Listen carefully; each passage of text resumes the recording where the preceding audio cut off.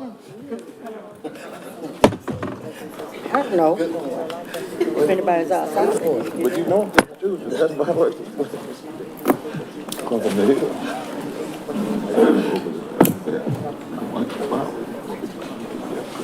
You see, I should remember that, but I resemble that.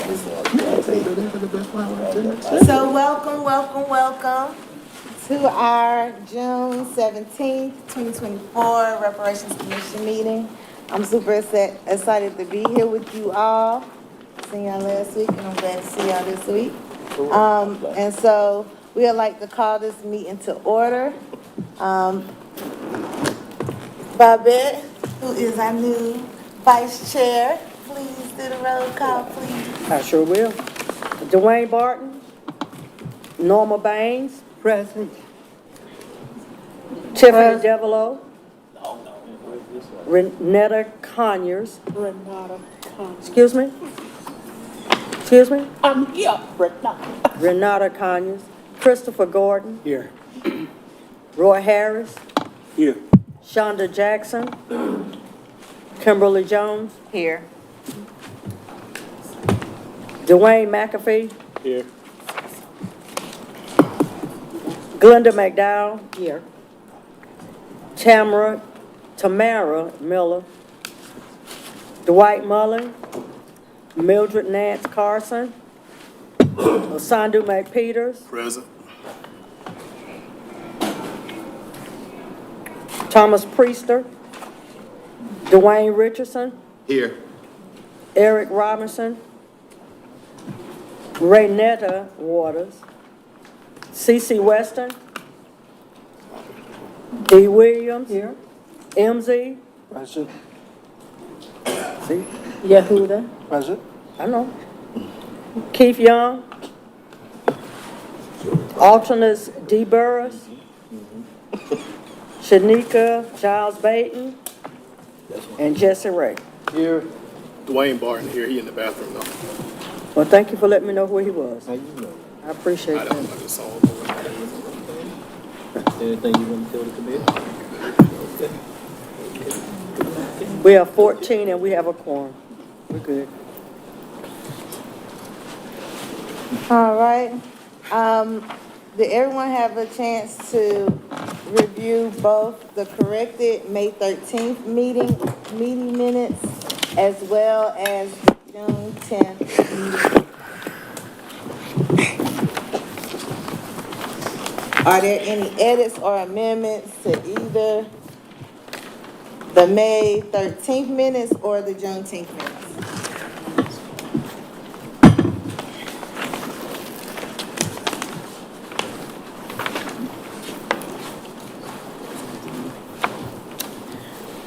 Would anyone like to make a motion to approve the May 13th minutes, the corrected May 13th minutes?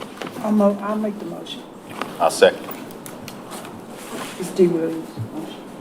Can you all say your Dwayne names Richardson. and speak up? Dwayne Richardson, second. All right, all those in favor of approving the corrected May 13th meeting minutes? Aye. Aye. All those opposed? All those abstaining? The motion carries. Would someone like to make a motion to approve the June 10th meeting minutes? I'll make that motion. This is D. Williams to approve the June 10th. Is there a second? Second. Norma Baines, second. It's Norma Banks, second. All those in favor of approving the June 10th meeting minutes? Aye. Aye. All those opposed? All those abstaining? The May 13th and Juneteenth meeting minutes have been approved. Now we are on to our survey results that will be reviewed by Vernisha from Juneteenth meeting. Yes, thank you all so much for those who completed the June 10th survey results.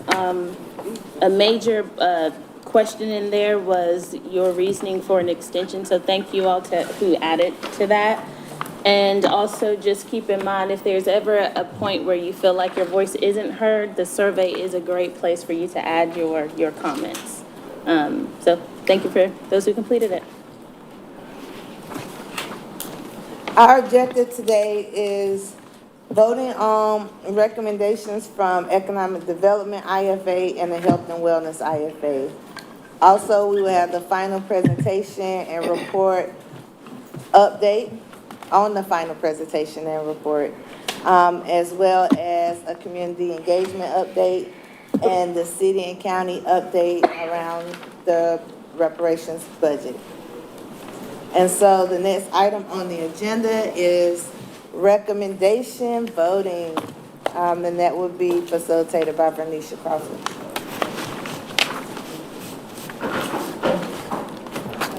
All right, everybody, so we have 10 final recommendations for us to vote on today, 4 from Economic Development and 5 from Health and Wellness. So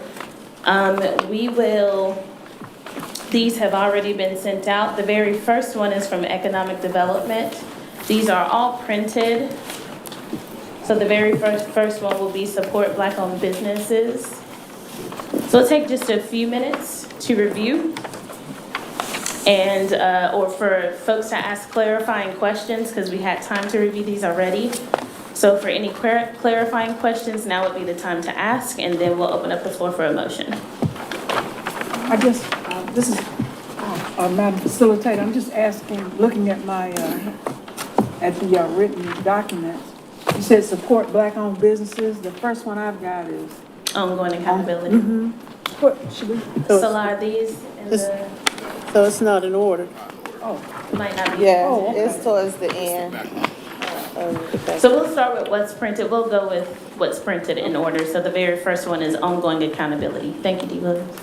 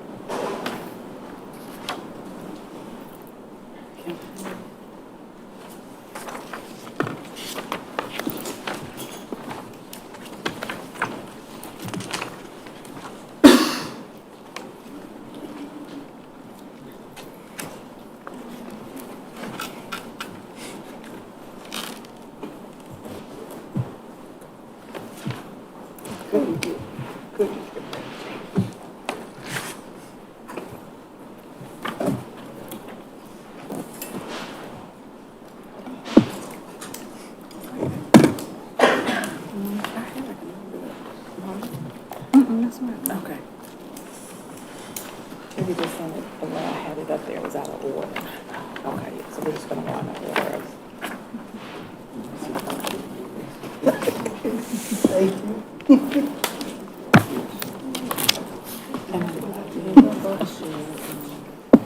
This is the voting sheet. We can record it, I'll just add it. Madam Facilitator, I just wanted to ask one final question.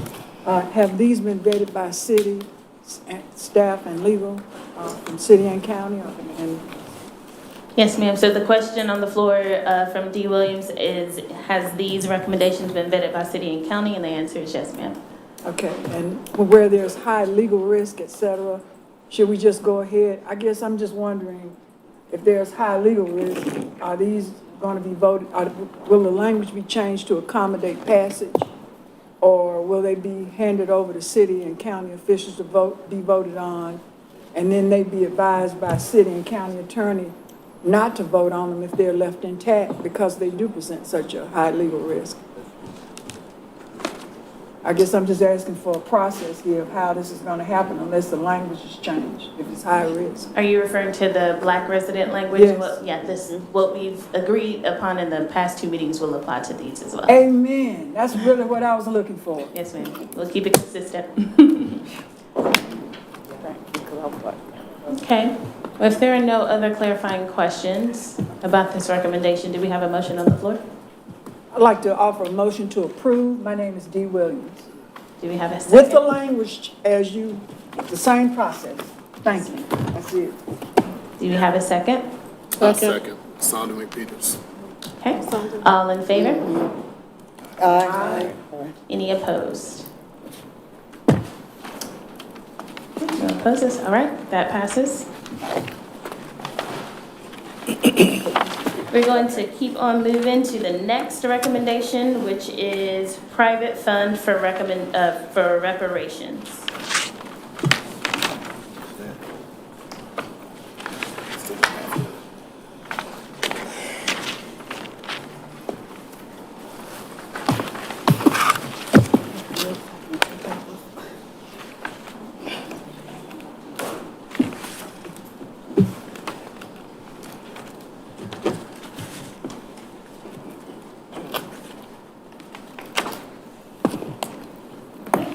So now would be the time to ask any clarifying questions. I have a question. This is Dee Williams, where it says private funding. Usually, 501c3 nonprofit is a mechanism that does not preclude the setup of a 501c3, does it? When you say a private fund, what kind of private fund? I guess I'm just wondering, because most charities are either public or private, as defined by the Internal Revenue Service. So this private fund, is it one that would be controlled by the 501c3, or will it be an entirely different entity? I'm just looking for clarification here. Thank you. Does someone from the IFA group want to answer that? Go ahead, Well, Mr. I Hughes. would like to ask Brad to speak, if he would, please, to that distinction of what she's asking, because I think it is relevant. And I think that we have used the word private, but it is normally a public entity. And so I think that the clarification should come straight from legal. Good evening, Commission members. Brad Branham, Asheville City Attorney.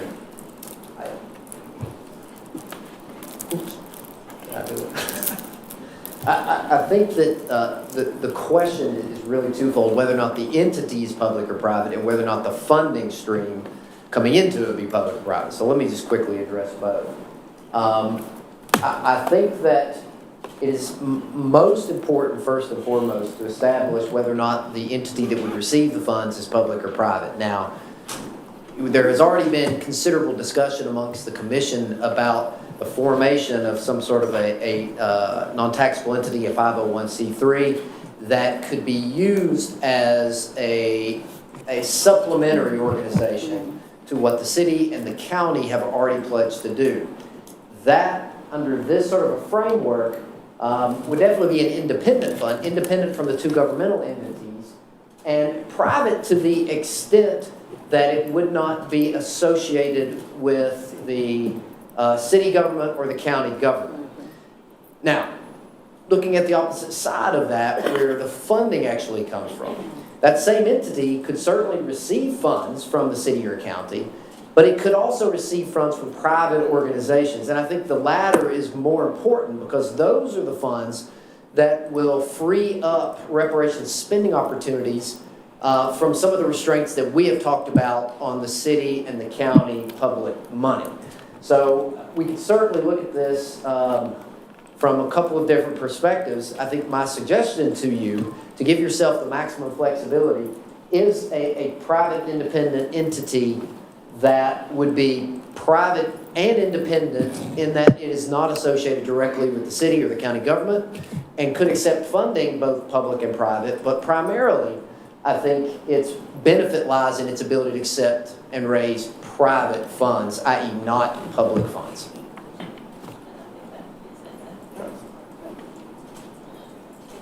Thank you. Thank you, Brad. Any other clarifying questions? Is there a motion on the floor? I make the motion to approve the private fund for reparations. Second. I have a second by Dwayne Richardson. Okay. All in favor? Show of hands. Any opposed? No opposed. Okay, that passes. We're going to keep moving forward to the next recommendation, which is settlement of urban renewal injuries.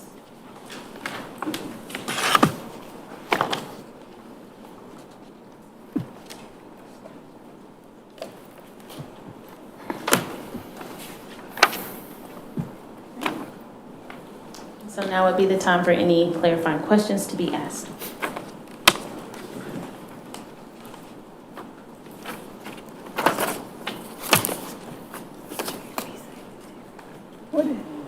I see several, this is D. Williams again, I see several on page, it's coming under the recommendations. Phase 1 settlement of $148,000 to the list of families I suspect in the link prior to this.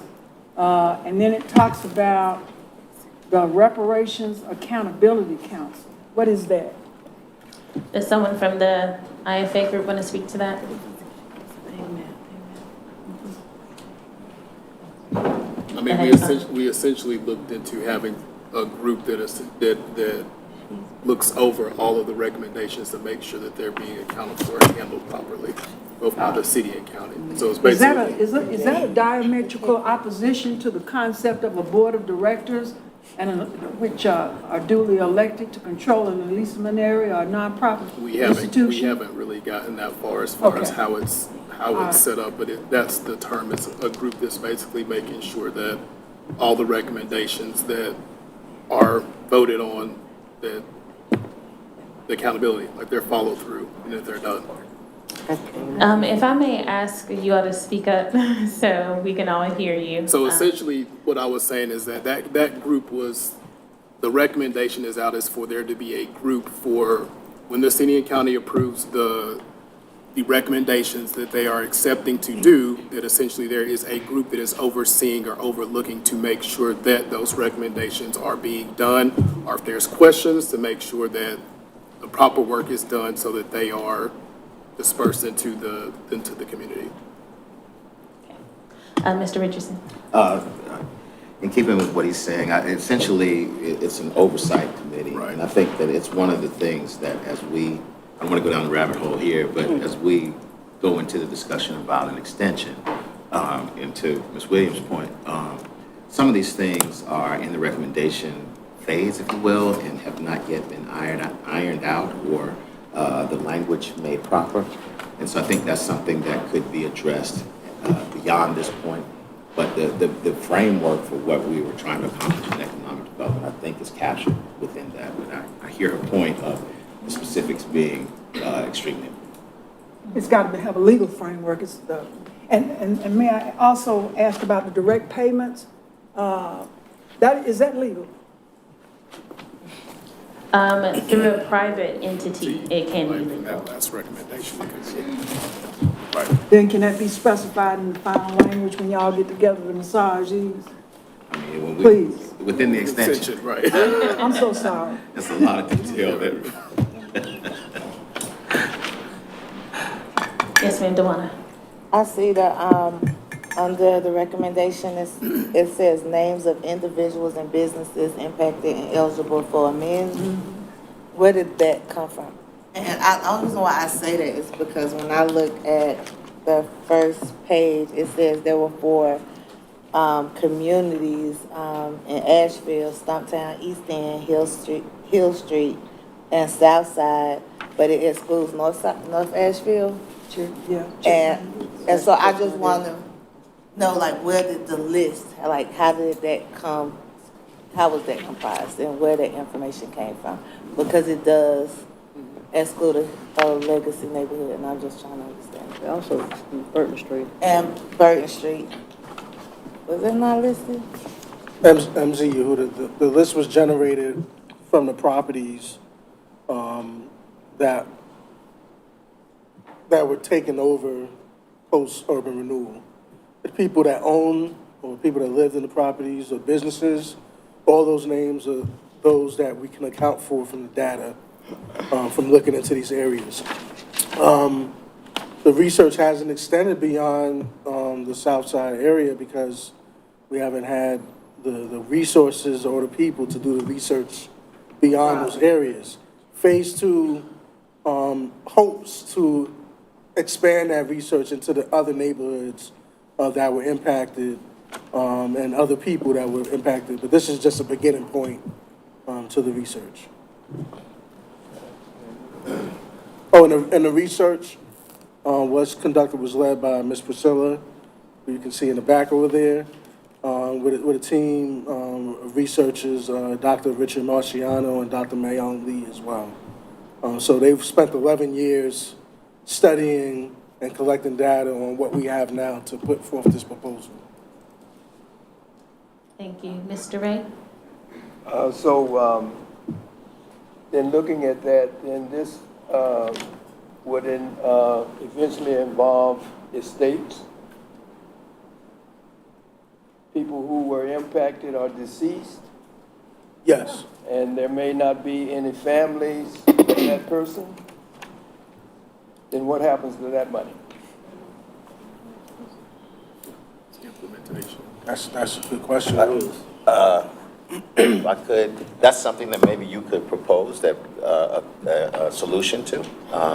As we were looking at it, that didn't come up in the conversation, but it's obviously something that should be addressed because those people were harmed and the solution should extend to those people. And if it went into some sort of pool or fund or some other use, I'm not proposing anything here. I'm just saying that your question needs to be addressed and that those people should be compensated and the fund overall impacted by it.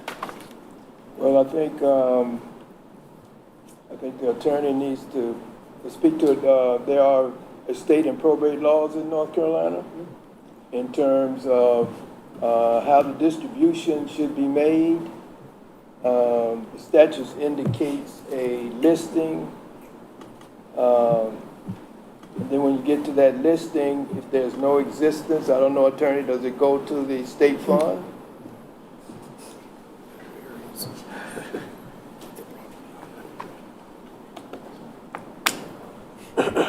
Good evening again, everybody.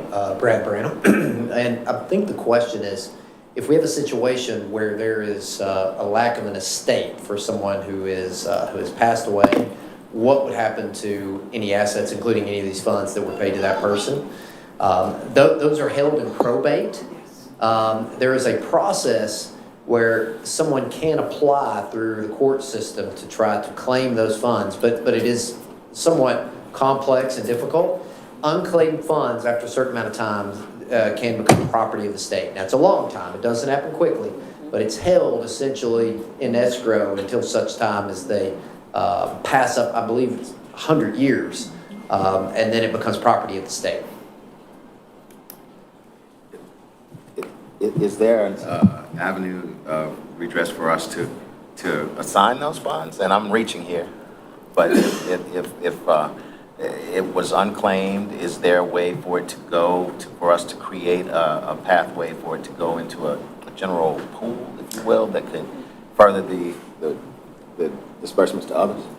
So I think the preliminary question to that is to designate who the funder of this is going to be. So we just talked about a private entity or the 501c3 that this body has claimed. That type of an entity could go through and make what I'll just call grants to the recipients or the people who had suffered as a result of losing property through the urban renewal process. Now, they could also very easily make those same grants if they could not find the individuals or the heirs of those properties. They could make those grants to a separate organization for a variety of purposes. If we turn back and start from the funding organizations being the city and the county, The way that the city and the county might have the legal authority to make those sorts of payments would be to consider them the settlements of potential claims. And we don't have to go into the entire analysis of that. We've been thinking about that for a few years now. But in that case, it would be much more difficult for the city and the county to, if they couldn't find someone, to find a separate organization or entity to provide that money to. So once again, the private organization would have that sort of leeway. The city and the county would not, I suspect. Could we set act as trustee? Could that private nonprofit act as trustee? Especially if it's coming from the private organization. I think that's absolutely possible. All right. We'll close this portion out. Do we have a motion on the floor? I'd like to offer a motion, Madam Facilitator, to pass phase one of the account of the recommendations, phase one. Do we have a second? Dwayne Richardson was the second. All in favor, show of hands. Aye. Any opposed? I have one opposed. Okay, that passes. We are going to move to the final recommendation for economic development, which is support Black-owned businesses.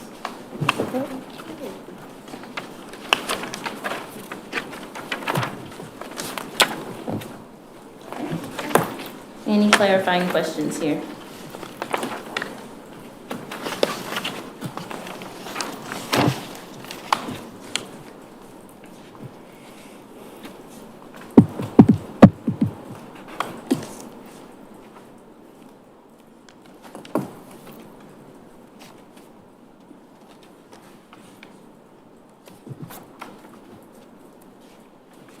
Madam Facilitator, unless there are clarifying questions with the team to massage this, I would offer a motion to accept the clause for support of Black-owned businesses, or the section to support Black-owned businesses. Okay, there is a motion on the floor. If there are no questions, do we have a second? I have a question. We're saying clause, we're talking about the entire proposal, right? Say it one more time. We're talking about the entire proposal. Mm-hmm. Yeah, okay. Yes, sir. Just making sure.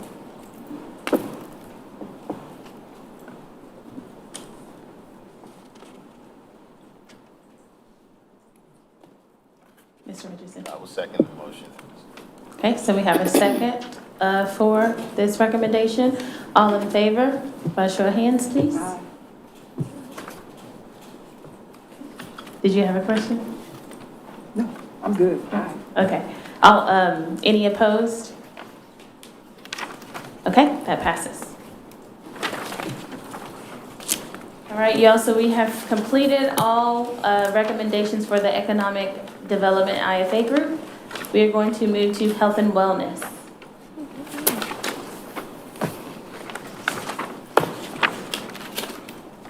The very first one here is meet the health needs of African American elders.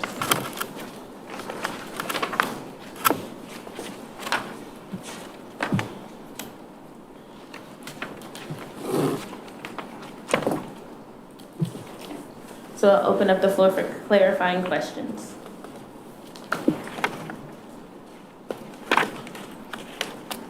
If there are none, Madam Facilitator, I'd like to offer a motion to accept the section, meet the health needs of African American elders. There is a motion on the floor. If there are no questions, do we have a second? Second. Seconded by Norma Baines. Okay. All in favor of this recommendation by show of hands?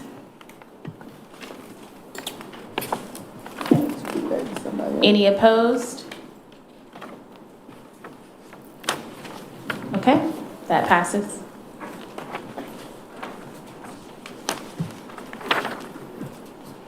We will move on to our second recommendation from the Health and Wellness Committee, or the IFA group, which is no cost insurance, healthcare subsidy fund establishment.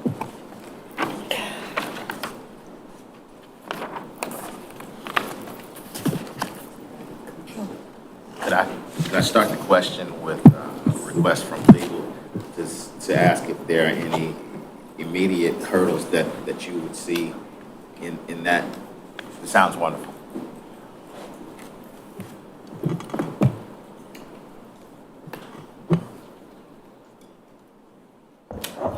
Good evening again, Brad Branham.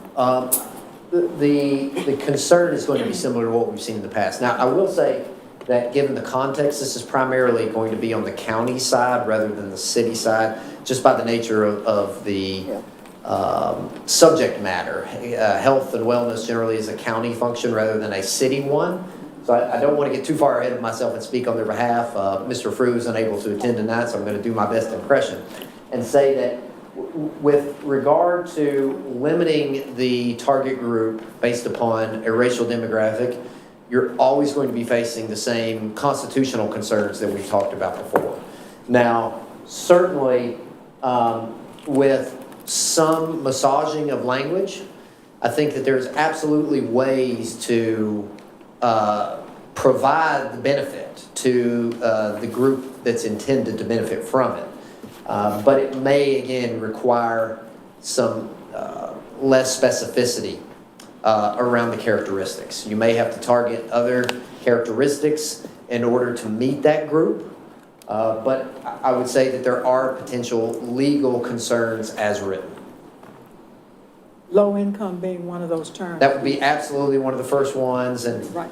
you know, again, this is one where I would defer a lot to the county and to have them, the county staff help us look at some of the characteristics that are most likely to get to the group that you are trying to help. But again, limiting it to a single racial characteristic is always going to be difficult. So is this another, as I explore opportunities for the private fund, the 501c3, is this another area where it would be wise for us to consider that distribution through that entity? I will start by saying no one in this commission needs my advice on how to be wise. I think you each obtain that on your own. But from a legal perspective, I would say that alternative is an excellent way to avoid some of the hurdles at this as well that the city and the county would have in funding it as written. Those same limitations I do not think would exist for a private entity. Thank you.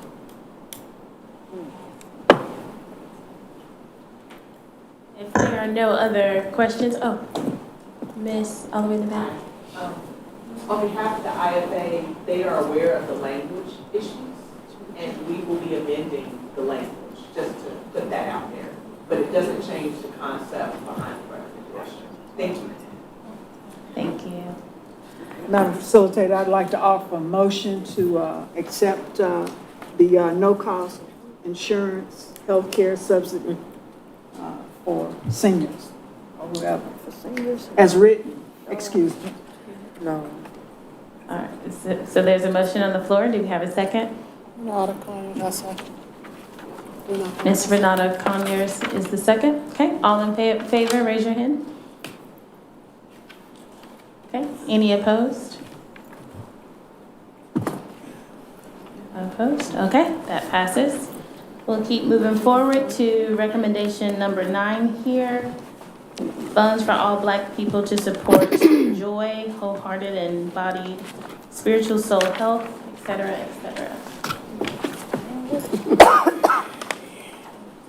Unless, Madam Facilitator, unless there are clarifying questions with the, as the facilitator of the Health and Wellness, IFA has said, and also the city attorney, massaging the language, I'd like to move that recommendation 9 be approved.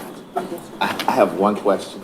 Yes, sir. The acronym JOY, just curious. We all said thinking that. The Yeah, we're all acronym done. JOY. All caps. Can we have someone from the Health and Wellness IFA answer that question, please? What is the acronym for joy? There's What I one, it's just all understand from caps. Commissioners, it was literally short. Okay. How do we All address caps. mental health, resiliency issues, and issues that would impact an individual's feeling good about themselves that also is linked to social social determinants. So what systems can be supported to do processes or programs that allow the community to feel really good, and that being a part of total health. Thank you. He had the same question too. So there is no acronym for joy. It is the literal meaning of joy. Thank you. So there is a motion on the floor. If there are no other questions, do we have a second? A second. Okay, second by Ms. Norma Baines. All in favor by show of hands? Perfect. Any opposed? Okay, no opposes, that passes. We're going to move forward to number 10, which is prioritize environmental justice. Good.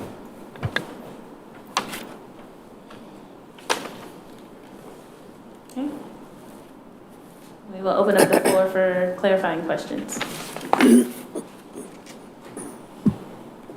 Mr. Harris. I guess I'm having a problem with what we call legacy neighborhoods now, and they're changing rapidly. So how do we define legacy neighborhood 5 years from now? Does someone from the IFA group, Health and Wellness, want to answer that question? I would like, No. let them go ahead, yeah. Go ahead, Ms. Conyers. That wasn't me. Oh, Ms. Norman. Go ahead, Ms. Norman. Rob, what was the question? I will not fully understand. No, it's that. an overall question with not just with health and wellness, but as we define legacy neighborhoods today, and they're rapidly changing, how will we define, do we lock it in? This was a legacy neighborhood, because I'm just thinking about like the street I live on. There was 14 homes on that street. All of them were African-American, owned, leased, or whatever. As I look at the street today, or the block, there's only 5 African-American families still on that street. So we could see that it's went from 14 homes, and is my street different from other neighborhoods in that it's changing real rapidly? So how do we, I'm just struggling with that. Well, Ms. Baines, I'll let you Shallow- respond, and then oh, Dee, and then I'm Asante. sorry. Go ahead, Ms. You want me to, should I answer? Yeah, go ahead. Well, Shallow is rapidly changing also. I can walk out my door and see it's not like it was a few years ago. But the main purpose is for us to keep our legacy alive in all our communities, and that's what Shallow is trying to do. We still want to keep the values and the history going, no matter who comes in our neighborhood, and we have to do that. And of course, environment hits all of us in every neighborhood, you know, the environment, the water, the air, and whatever. It is important in all the neighborhoods in Asheville. But the main thing that the legacy neighborhoods need to stay focused on their history and keep it alive. Keep it known to all the people that come in your neighborhood. If you have to do in-service or whatever you have to do, don't let our legacy die. We can't afford to do that. Mrs. Williams, and then Mr. McPeters. I'll be brief. We talk about legacy neighborhoods, as Ms. Baines said, it is historical, but it's also geospatial. It's by census tract, and it's historical because it's pre-integration, pre-urban renewal, and it is also pre-gentrification. So some of those things can be defined by that. Almost all of them. Even Census Tract 9, Southside, all of them had various, that's how they were able to redline, by the way, was by census tract. So we can define geographically, we can define in terms of history, as Ms. Baines said. So, but it will always be that way. Determined, even though it's 90% white, just like Burden Street doesn't even qualify anymore for as economic necessary for DOT. So, yes, that's it. Mr. McPeters. I was just gonna say, this is an implementation question, like we've discussed it or brought it up multiple times, and it's really focusing on the who and the how of how we're trying to address reparations. Basically, we're talking about harms that continue to happen, but a lot of these recommendations are for past harms, for people who may not live there, or for people who we've shared that do not have descendants or heirs. And so we keep discussing the what ifs and the hows, but I think we've kind of said it, that one of the means for having an extension is that we need to discuss how we can do these things and to address them. And so I feel like that's a strong leeway for later for the why for the extension, but there are questions that we have to discuss because the community is asking us these same things about, well, who in this neighborhood and how are you going to do and give out monies or properties for people? And so we don't really have an answer, and those are things that we have to essentially discuss. Thank you. I don't know. All right, if there are no other questions, oh, Mr. Harris? Could I ask for a point of purposely privilege? Ms. Robinson, how would you answer this question? Could I ask you? You've studied it more than any of us, so. Mr. Harris, who are you asking? That's public comment. That's public comment. Who are you asking? So, Ms. Priscilla Robinson. But it's outside. Oh, yeah, that's outside. But you can have that conversation with her outside of the. We should. Are there any other questions from the CRC members? Okay. Do we have a motion on the floor? I'd like to offer a motion to approve the recommendation under environmental justice. Recommendation 10. D. Williams. Do we have a second? Second. Okay, second by Ms. Norma Baines. All in favor by show of hands? Okay, any opposed? Okay, that passes. We will move forward to recommendation number 11, development of multi-generational chronic disease prevention and management initiative.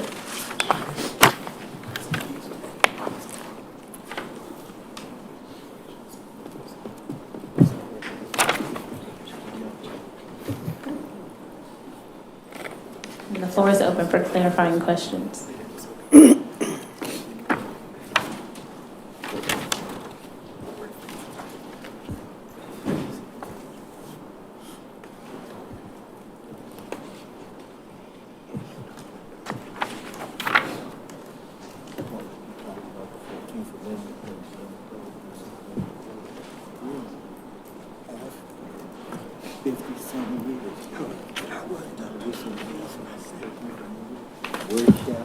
But they weren't.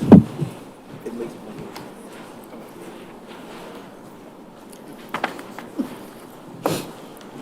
We can't offend their sensibility.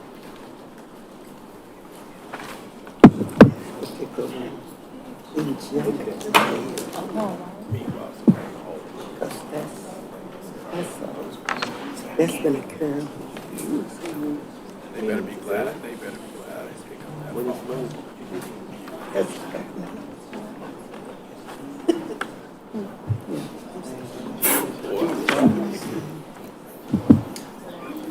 I said, no, I didn't pick up the call.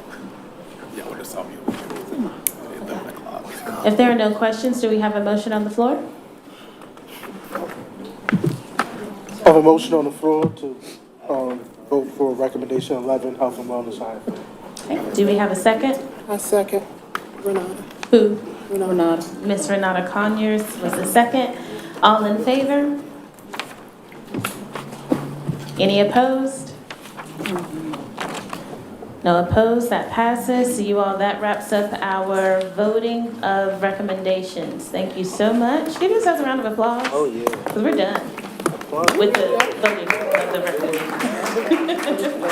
Did you have a question, NZ? Yeah, I had a question. For the urban renewal proposal, in the motion, it just said only phase one. I just want to make sure that the entire proposal was voted on, and not just phase one. Yes, sir. The entire proposal. Thank you. Great. Okay, Madam Chair, I will turn it back over to you. All right, we are, Revenution, you want to stay on up there? So we are moving on to the final presentation and final report update discussion. I'll be quick and then I'll give it over to Salah. My role in the final report presentation is really just to work with the chair and vice chair to help them develop any visual needs that they may have to represent all of the past recommendations. So I will be working very closely with Dewana Little and Babette Mays in the next coming weeks to just make sure that whatever visual aids they need when they present to city and council, city and county, they have what they need. So that will be my role in the final report or the final presentation. So I'll let you speak about final report.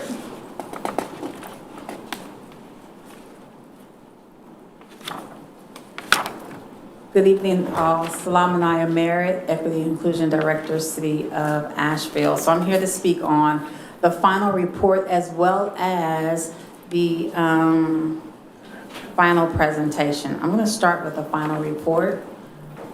So we've begun to meet. Our first meeting took place on June 10th. We have a total of 17 individuals who make up this team of writers for the final report. This includes CRC members as well as city and county staff and our IFA facilitators. Again, we meet bi-weekly on Mondays. Our next meeting is next Monday on June the 22nd. I can share with you that in our first meeting, we pretty much just kind of did an overview and shared an outline of what the report could look like. So city and county staff have been working several months to come up with a draft outline of what the final report could look like. We've asked this group to share any input or thoughts on the outline. Catherine Cutshaw, who was with the county, has provided us with a draft of 107 pages that has already been written with regards to historical data when it comes to the IFAs. So it focused on, and I wanted to make sure I had my notes and didn't forget anything, enslavement, Reconstruction, and Jim Crow. She shared a PDF of that with the group who wanted to be a part of this writing group. We also have, again, like I said, a draft outline asking for feedback. Dr. Mullen has agreed to write the foreword. He has 3 pages that he's going to be sharing with this group so we can review that as well. And prompts will be provided to the group to assist in writing this report. So with the IFAs, we want to make sure that you all are sharing your experience. We want your voice to be heard about this process and how the process went when it came to coming up with your recommendations. So want to make sure again that your voice is being heard when it comes to this. We also asked if there was anything else that or any other place within the reports that individuals would like to write, that you send me an email so I could be made aware of that. So again, 107 pages of a draft have been written. This group, this team will take a look at that and provide their feedback, any suggestions, any thoughts with regards to that document, as well as thoughts on the draft outline that has been presented. We're also looking at meeting more regularly, and so we need to determine what that's going to look like. Once we determine who's doing what, that'll help us to kind of come up with a schedule of meetings. Does anyone have any questions with regards to the drafting of the final report? And one other thing that I missed, we're hopeful that we can have this written by September. But we'll definitely keep you all abreast of where we are when it comes to that. So when we think about the final presentation, that's going to be based off actually the final report as well. And so city and county staff will be working with the chair and the vice chair. And those of you who would like to continue past June, we'll kind of talk about that as well during this meeting. about what that can look like, but we'll be working with the chair and the vice chair on what that final presentation will look like. So I don't have a whole lot on that right now, but it is on our radar. It is part of the plan for us to start looking at that as well and what that will encompass. Are there any questions with regards to that?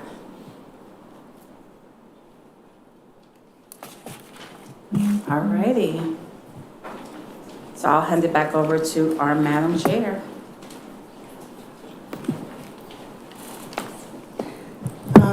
I am giving, Yeah.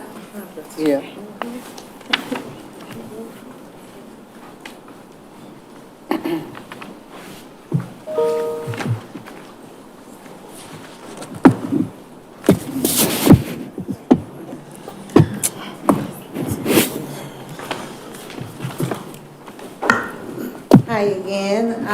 I will be giving our community engagement update for the spring of 2024.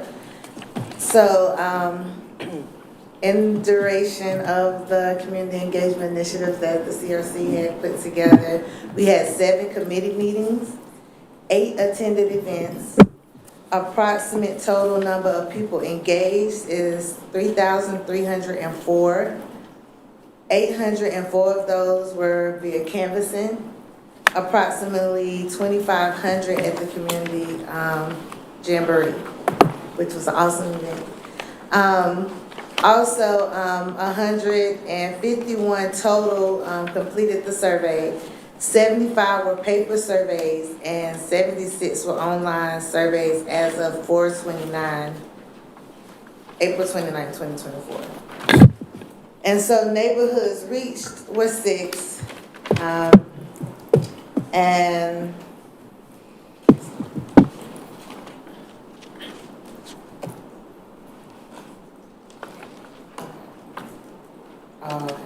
so the amount spent to date on the community engagement out of the 65,000 is $39,809.50.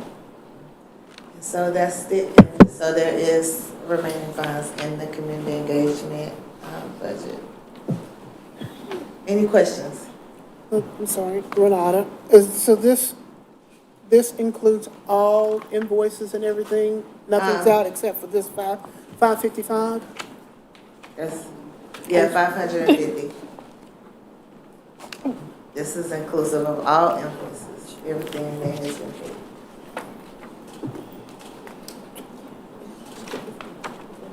Any more questions? Asante? So if there is an extension or continuation, are there any efforts for community engagement for the following months or anything budgeted?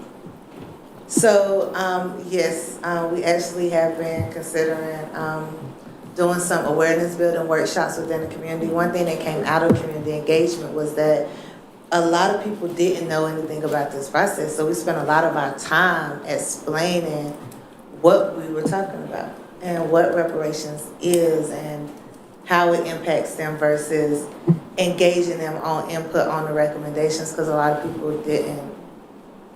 We needed to have the conversation around building awareness. And so we are considering 2 ways of doing that: engaging our elders through storytelling and connecting them with youth. Because our youth had, in some of our engagement, the youth talked about scholarships and different things like that, and needing funding, especially our seniors that just graduated, who are going off to college, and support with their next phase of their lives. And so we're looking at some different ways to be able to engage the youth and also build that intergenerational connection with our elders and our youth, because both are a priority, and as well as workshops and different ways to build awareness within the community and really start having that conversation around reparations. It's hard to get people to support what they don't know. Mr. Barton? Speaking of that, could I get, or can the board get a copy of all the recommendations that was passed, so that when we talk to people, we can actually share with them all the recommendations that we proposed, like all of them? Yeah. I would say yes, but I'll let Salah speak to that. Yes, we can definitely make that happen. So if you'd like for me to create binders with the recommendations, is that what you're asking? So you want actual printed out in a binder so you can share? Can you just clarify, like, what are you looking for exactly? The binder would be great, and then I would like to have them, all of them, so I can just break them out myself, depending on who I'm talking to and what I'm doing, you know. So what I'm hearing is binder, you want them in sections by the IFAs with the recommendations, just copies for you to be able to share. Yeah, we can definitely get that done. Now, ask me when I can have it done by. Yeah, that's As soon as I can. Yeah. I will not give you a hard date, but I'm gonna do my best to get it done as soon as possible. Okay? Any other questions with regards to community engagement recommendations? All righty. Okay. Well, we will actually move forward to city-county update. All righty, so that's me.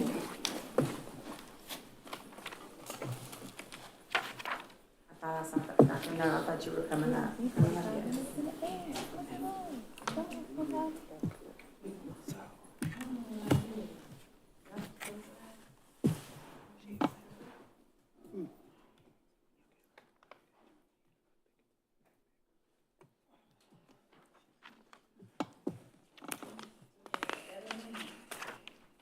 So you all have asked about having an update on the budget.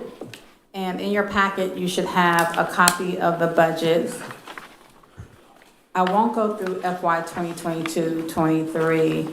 I will scroll down to FY 24, which is current, and walk you through this budget. So the forward balance from FY 23 is $2,295,549. And this is the city. And then for FY 24, there was a city budget allocation plus a 2% annual increase, which is the 510. There was a donation that just came through recently. I just found out about this when I was creating the budget of $230,000. I wasn't able to get a lot of details of where the money came from, but you all just got a donation of $230,000 towards reparations. So there's definitely support out there. We look at the project management contract. Thus far, we've paid $128,812. Bernicia, who is trauma-informed consultant, her contract is $67,200. The Cease the Harm, which was split between Buncombe County and ourselves, we paid $87,188.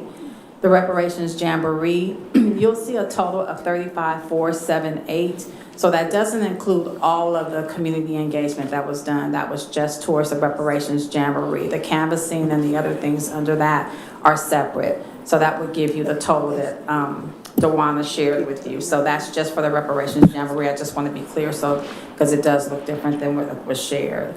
For your stipends, the Reparations Commissioners, thus far, we've paid $65,500. I'm sorry, $65,50, excuse me. And then for expenses, books, materials, catering for the meetings, childcare, ads in the urban news, we paid $39,361.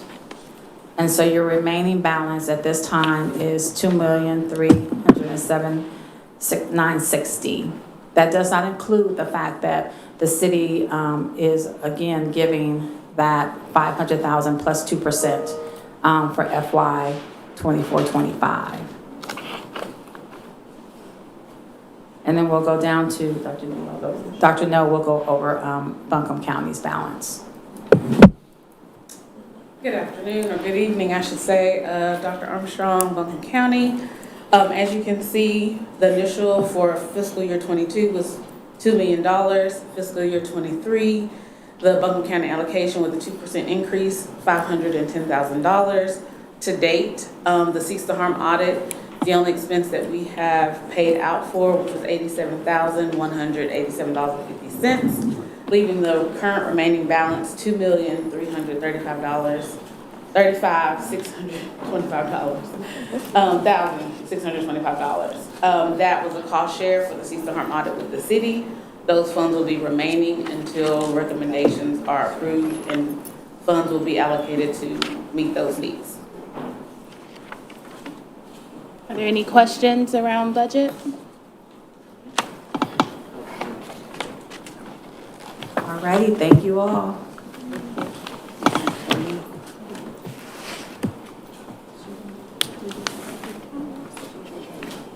All right, we'll turn it back over to our chair and vice chair. So thank you all for, y'all input into the survey results as far as the extension. And I definitely think there needs to be more conversation around the extension and our specific reasoning for, the extension. And so, thankfully, Salah took the survey results previously and put them into the extension document that was shared with the commission. I hope y'all had a chance to review that and post your comments on there. So, you can comment and actually attach it to the actual document. So please, please, please, post your comments. And, I definitely will be reaching out to you individually, to discuss the extension and what that could look like as we start getting closer to finalizing what the extension request looks like. And so I just want to thank y'all all for y'all's input. We know it's needed, for multiple reasons. I do want to say that I have found it hard to think about the extension and finalization of these recommendations and the next phase of implementation. I can't get past the recommendation phase as I look at our community, our Black people in Asheville and Buncombe County who are still experiencing trauma and that are still being victimized every day. It's not a day that I've been on this commission that I have not heard from in community about different incidents of harm being perpetuated on Black people that I know white people are not experiencing.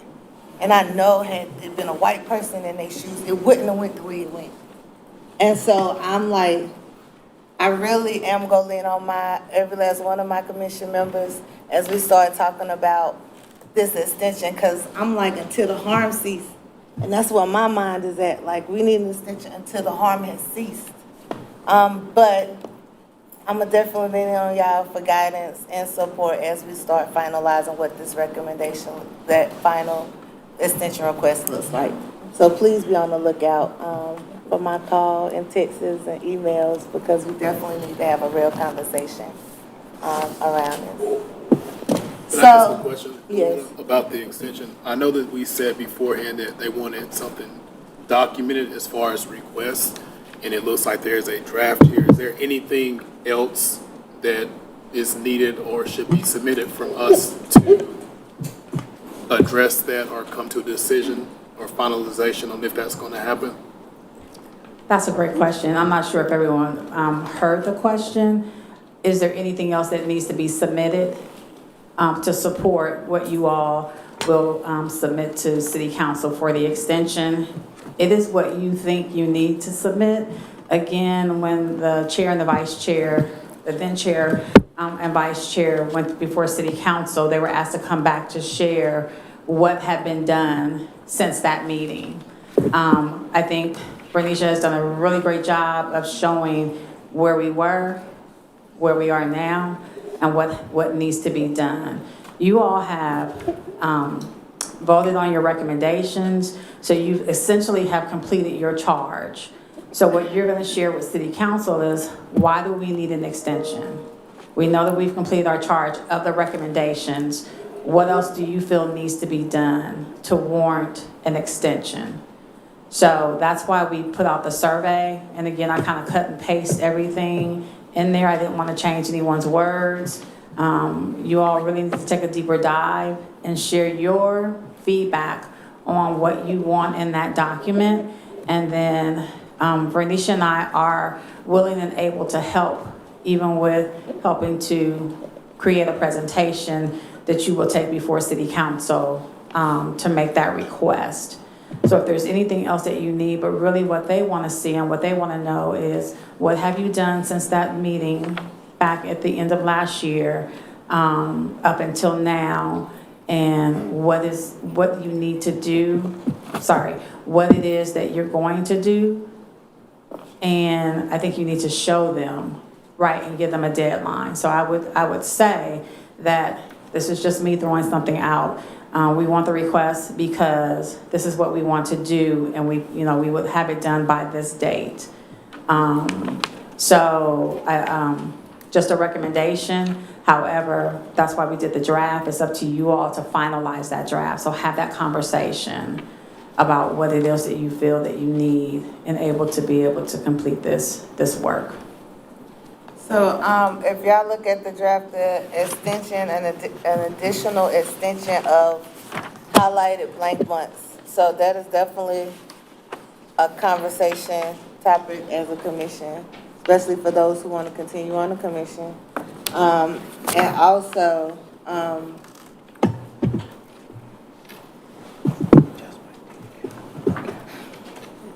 not all of our recommendations have been accepted, and I also feel like those points should have been reviewed, vetted, and accepted, and that should also be in there as well. But I'm gonna definitely note it in the document as a reason for extension.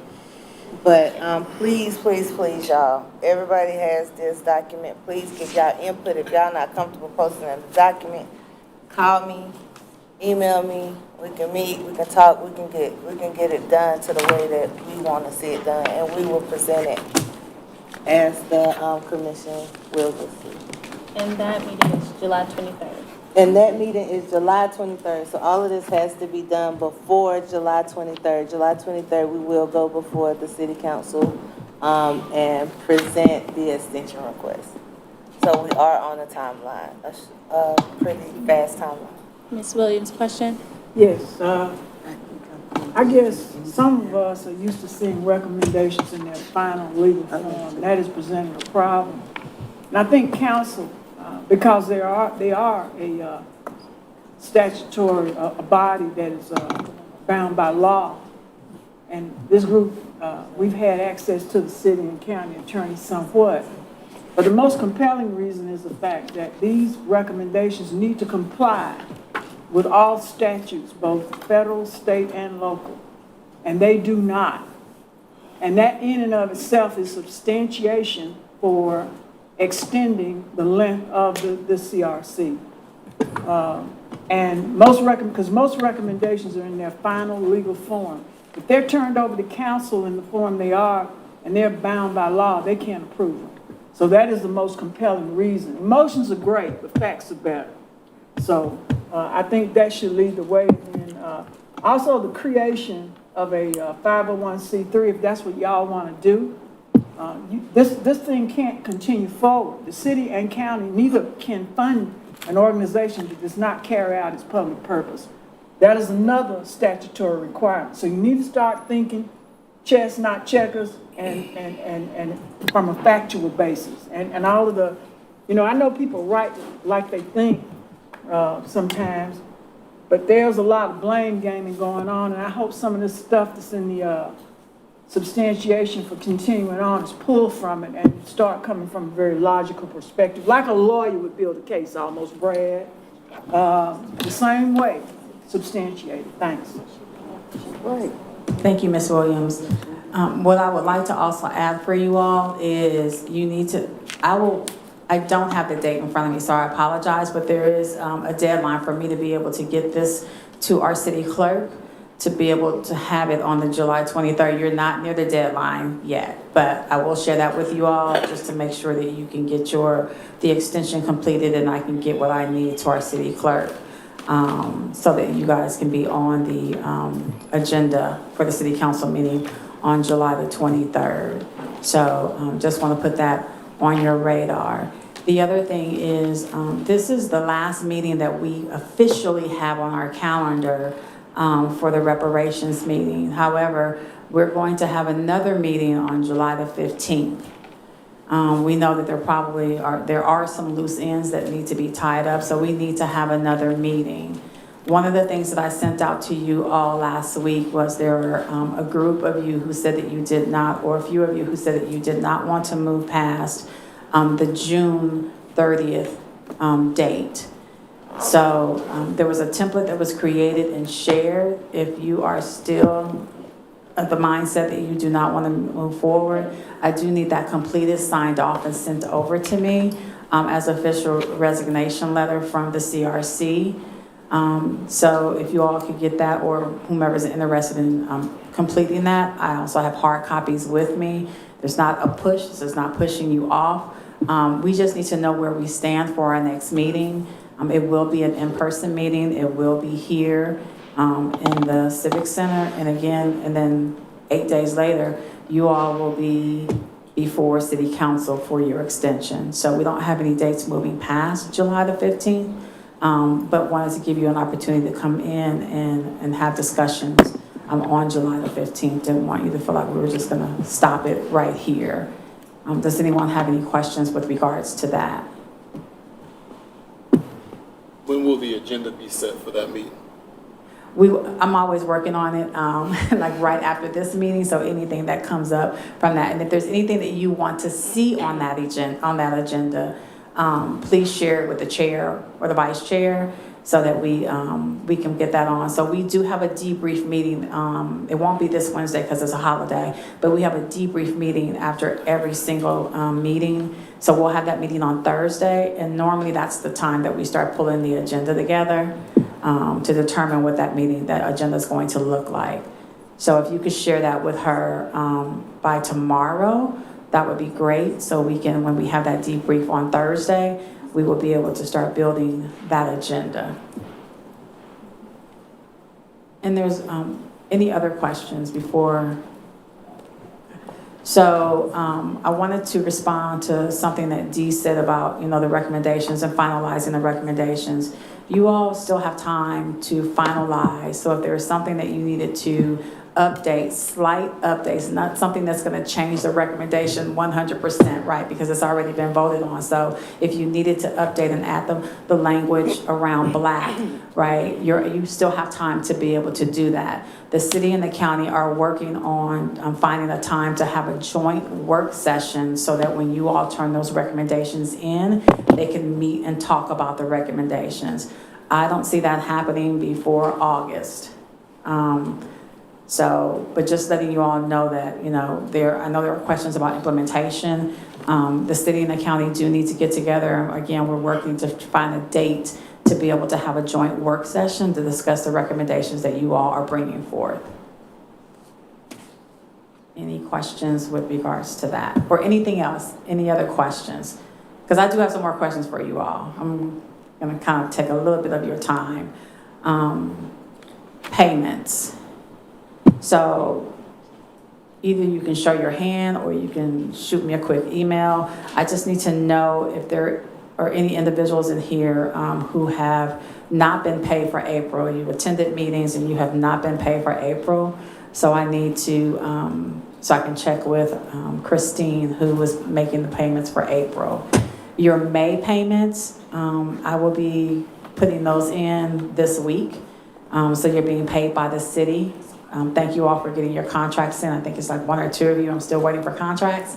But for the rest of you, your contracts are in. I've received, I believe, all of you all's time. So I'll be putting that in so we can get those payments processed. And then, of course, for June, you'll be paid in July. So again, if you have not been paid for April, please shoot me an email so that we can make sure that you get your payment. And for May, I am working on that, and you'll get paid for May by the city. Alrighty, that's all I have, y'all. Thank you.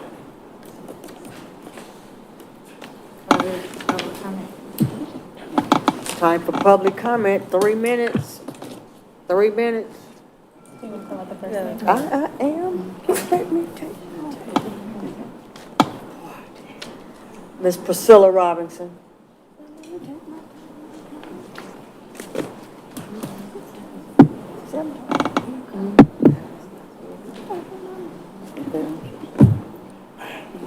Good evening. I first want to thank God for the space that we've had for the last 2 years to have these conversations to make history, making history.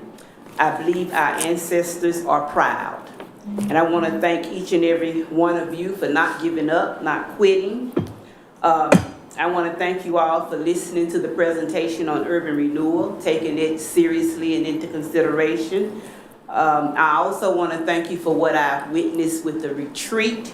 There was synergy, and everyone united and came together on one accord. Now, before I take my seat and stand under my 3 minutes, I'm gonna give you more. in reference to the legacy neighborhood, things are rapidly changing. Rezoning is turning into upzoning, which leads into redevelopment. So looking into the future, since it was stated that you can do some minor updates, please know that the designated local and national historical sites decision can be reverted at any time. There's another step that needs to be taken to make it permanent. Now, the city attorney may be able to explain that, or even the Preservation Society of Asheville, Buncombe County. But know that those designations are not permanent, that the decisions can be reverted. I also want to just say we were happy about the grant pool opening, and you've seen all of the media down, and all of the little brown children and the little white children were all jumping around swimming. Well, guess what? Now if you go down, you see the little brown children standing outside, can't swim because they can't afford it.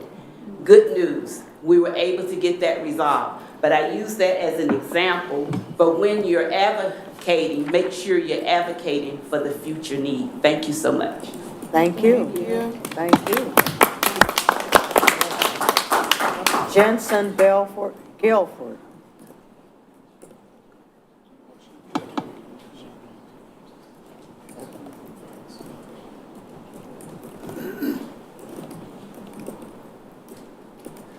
Good evening. My name is Jensen Gelfond. I've lived in West Asheville since 2008. I own a tech support and teaching company, and I've been keeping an eye on the reparations process and working to support it since you all started that process back in 2020. It's been, 4 years now, and a lot has happened and a lot is going to happen.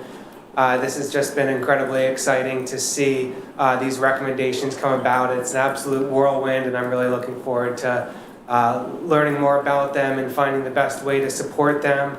Also keeping an eye on the community organizations that are out there. I know there have been some shifts in which community organizations are working with the Reparations Commission, and I'm really just keeping my ear to the ground to see what the best way to support your recommendations will be. It's important to me to live in a place where we repair and do what's right for Black Asheville, and I really appreciate that opportunity. Thank you.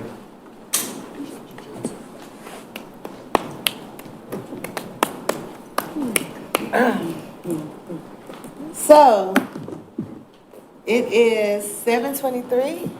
We have no more public comment. 7:24. So we are actually done with our agenda. Early, I'm gonna review our objectives for today, which were voting on the recommendations. There were 10 that we voted on and approved as a commission at this meeting. We heard the final presentation and final report update. We talked about community engagement and the possibilities of what that could look like moving forward, as well as heard from the city and county on their updates. Are there any pending items for next meeting, which is the July 15th meeting, outside of the extension?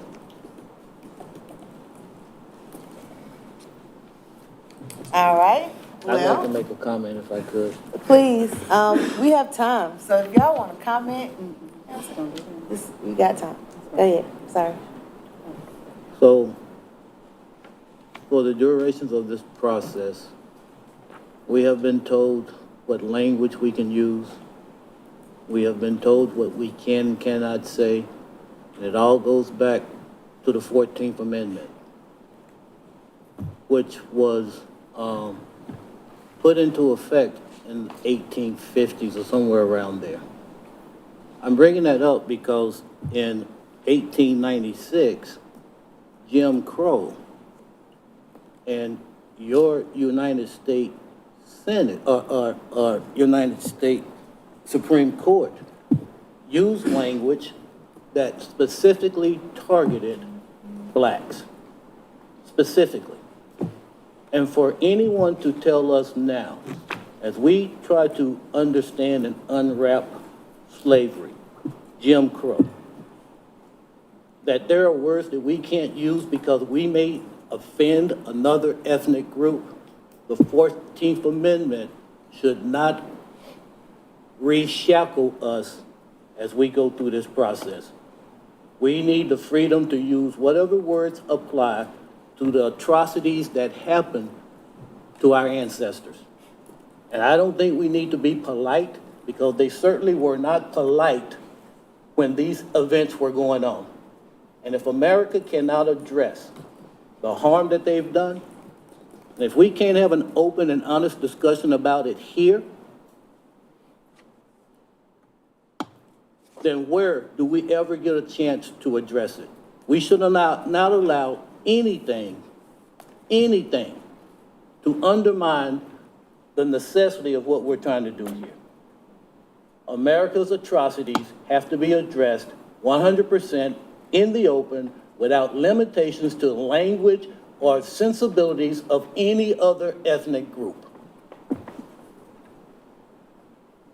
And if your ancestors were not swinging from a rope, I don't want to do anything in this process, because we have watered down this and we have allowed them to use minority. And we should not have allowed it. So we watered down this process to where white women could actually benefit from what we do. And I would like for us, as we talk about extensions and other things, implementation, I'd like for this committee to acquire a backbone and not be told what you can and cannot do. Because shackles come in two ways, physical and mental. I'm concerned about the shackles that I still see presented with this committee today. Thank you. Yeah. Thank you, Mr. McAfee. Are there any more comments? I do. Oh, Bobby. I just wanted to say something that I had said at the virtual meeting, that I think most of us were here.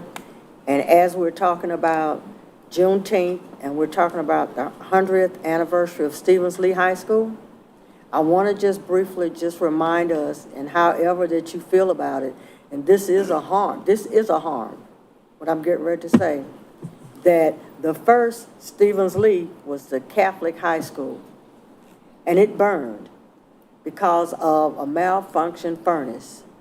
7 children died. One little boy was forced to go out of a window so he wouldn't be burned. Others were injured. Do we know what happened to their families? Were they ever compensated for their loss? Were the children that were charred in the fire, were they able to identify them when they come out? And Mr. Harris called me because he went to the library, and I don't think that Catherine, she didn't have that, did she? Yeah. She does? She has some. So when we talk about harm and history and what has happened, that was traumatic. And a lot of our young people don't even know about our history. That's what our problem is. We did not pass down what we already know to our children. And so I just want you can look it up, you can Google it, but as you think about it, because Stevens Lee will be celebrating 100 years, that was a staple. Me growing up, I never got to go there, but it meant something, that castle on the hill. But there was another school there that burned, and I think it took them 5 years to rebuild that school, and it became Stevens Lee. Thank you, Bobette. Are there any more comments from the commission? Mr. Harris? Going back to the Catholic Hill and the Stevens League, one of the things we have to remember is, following the comments here, is we can say that it happened 100 years ago. But what happens is, it is in that family right now, whoever those descendants were of those kids. Did it help to improve the school system such that now that doesn't happen? Did the fire department change? All of those things. And I think that that incident is a good study for us to keep looking at. Because so it sort of says, did anything change? Are we better off today than we were then? What happened to those kids? One of the things that triggered me is that when it says, where were the funerals held? Well, now I am researching that 2 of the funerals were held at Mount Zion, my church. So I'm like, okay, who was those families? Where did they go? It is almost like, for me to, I think the retreat, if some of you noticed, I was standing under the Martin Luther King statue in Martin Luther King Park. And there was a reason for that. He was leading the children in, and so I was like, okay, I'm just gonna have my meeting right here. But then it dawned on me, I was near where Catholic Hill building was. And that's why I stopped. I stopped to just say, okay, I'm right here. And one of the other things about, not to go off subject, but the Martin Luther King statue that is there, did we realize there was a house and a family that lived there? They actually had a home there, and through urban renewal and all of those other things. And now I am curious as, where did that family go? Are their descendants still in Asheville? Because if you think about it, this trauma goes on. It is in me, it is in you, and if you're not careful, you'll carry it on and on with your family. I was at my hometown the other day, and I'm standing on property, and I'm like, oh, there's 2 acres here. Oh, this is where my grandfather's farm was. And so I started thinking, where's the rest of it? What happened to it? And to see that, and I'm like, oh, I'm still dealing with that trauma. Even though I moved on, I'm like, oh, it's still in me.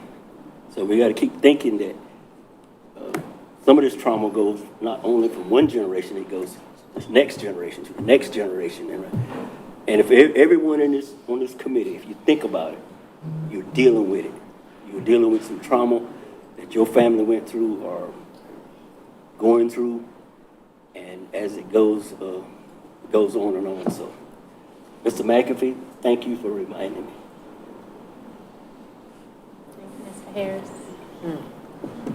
So are there any more comments from the commission? So just to be real clear though, like for this extension process, are we saying that we're gonna finalize the rest through like email or like electronic conversation? Because essentially, you're gonna put us on the agenda for presentation for July.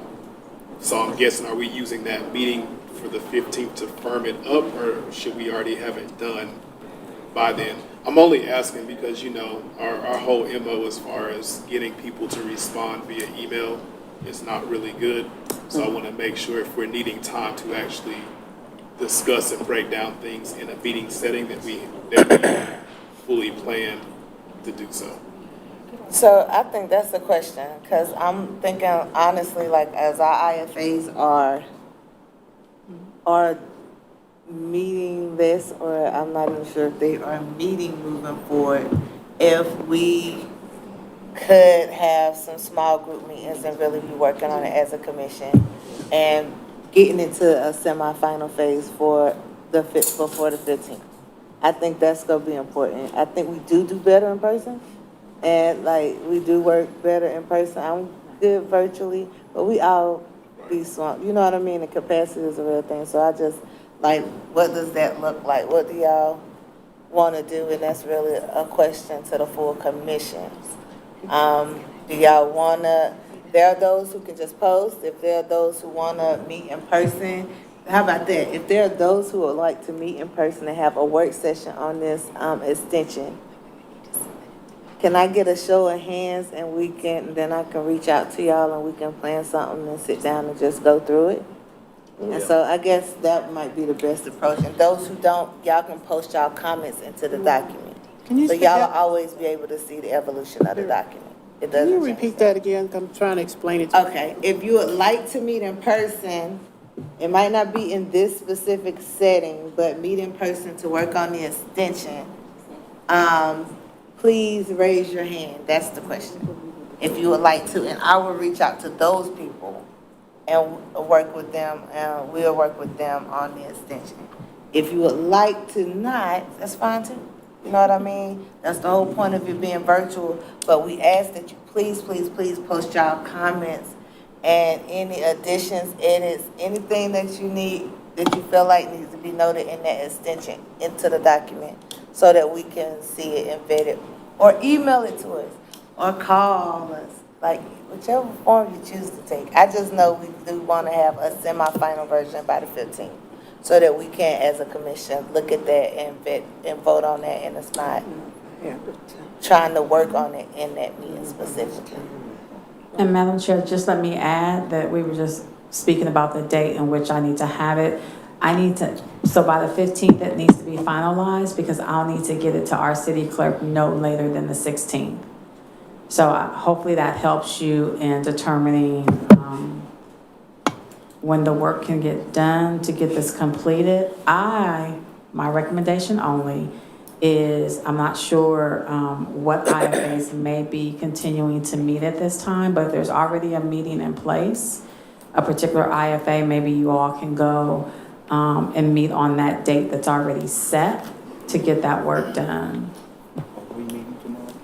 I see Asandu is checking his calendar. And so maybe that's because that's a meeting that's already in place. You don't have to duplicate something or create something or look for a space because there's a space that's already available. The and then be able to education do that work IFA, within that IFA. Yes, Mr. the education IFA is meeting tomorrow at the YWCA.